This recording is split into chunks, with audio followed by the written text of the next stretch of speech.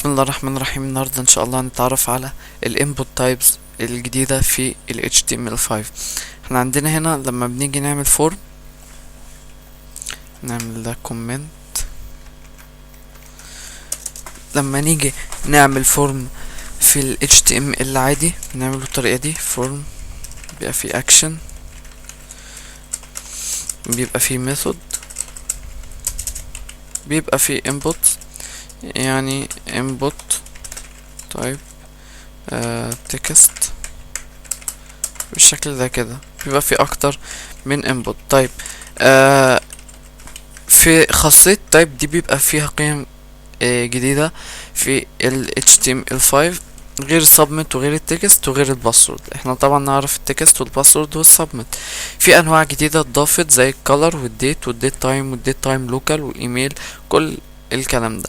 طبعا هشرح المختصر بتاعهم او اهم حاجات فيهم.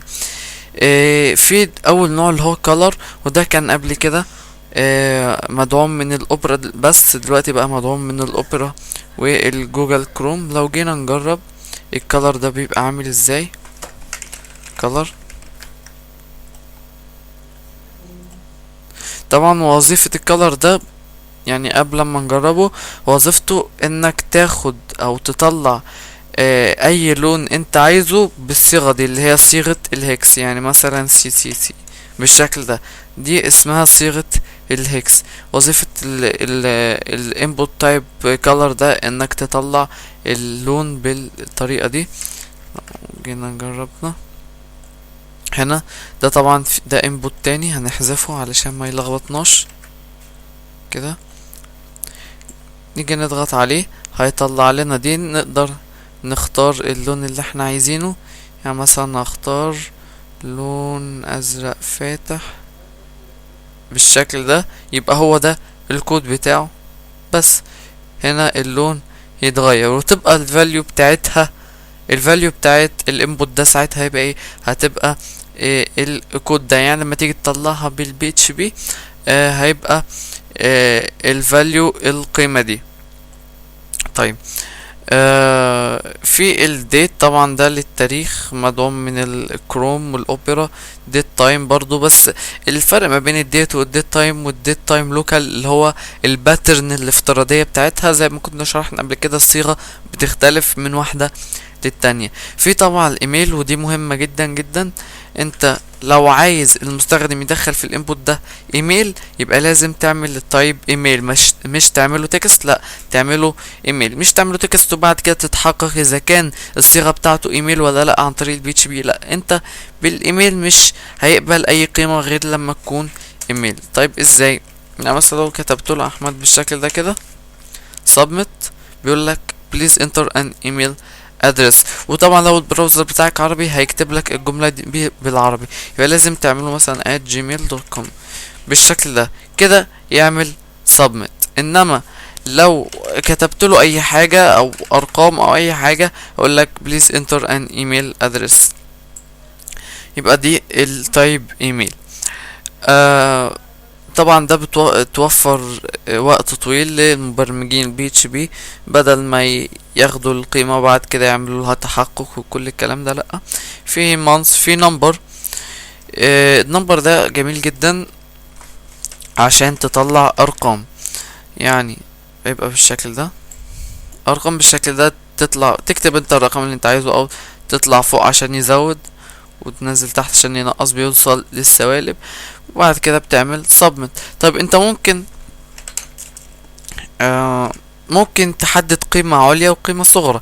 الانبوت ده ما يقبلش غيرها عن طريق الماكس في النمبر.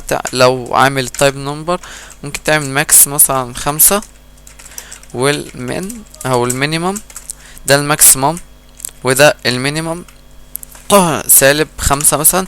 يبقى هنا القيم اللي يقبلها الانبوت ده ما بين 5 والسالب 5. لما تيجي تعمل ريفرش، تيجي تطلع فوق لغاية 5، ولما تيجي تضغط تاني مش هيزود عن 5. طب تيجي تنزل لغاية -5، ولما تيجي تضغط تاني مش هينقص على -5، وتعمل له submit. في طبعا رينج وفي سيرش، ما تفرقش كتير عن التكست ما تفرقش كتير عن النوع التكست، لكن مع فرق صغير انك لما تيجي تكتب في حاجة بتظهر لك حاجة مختلفة شوية. يعني لما نيجي نعمل ريفرش هنا، اما تيجي تكتب مثلا كتبت اهو، بيظهر لك هنا الزرار الصغير او علامة اكس، لما تيجي تضغط عليها يمسح لك اللي كان مكتوب في التكست ده. هو ده الفرق الوحيد ما بينه وما بين التكست، انك لما تيجي تكتب تضغط على الاكس ده ممكن يمسحه لك. طبعا ده زي ما انتوا شايفين مدعوم من الكروم والسفاري بس. في طبعا التليفون والتايم، وفي اليو ار ال مش بيقبل قيمة غير عبارة عن رابط. يعني لو جينا نجربه يو ار ال بالشكل ده، ممكن نعمل ميثود جيت، نيجي نجرب هنا. لو دخلت له احمد بالشكل ده طبعا مش هيقبل، بيقول لك بليز انتر ان يو ار ال، يعني لازم تقول له http بالشكل ده www.google.com بالشكل ده كده يعمل سبميت. طب افرض انت كتبت له www.google.com، هنا مش هيقبل. ليه؟ لانك لازم تحط له http نقطتين في بعض سلاش، لازم تبدأ بالشكل ده. حتى لو عملنا له كده يعمل submit. المهم لازم يبدأ بال HTTP بالشكل ده، لازم يبدأ بالشكل ده. ده طبعا مدعوم من الفايرفوكس والكروم والاوبرا. بس كده، هي دي اهم النيو inputs type في ال HTML5.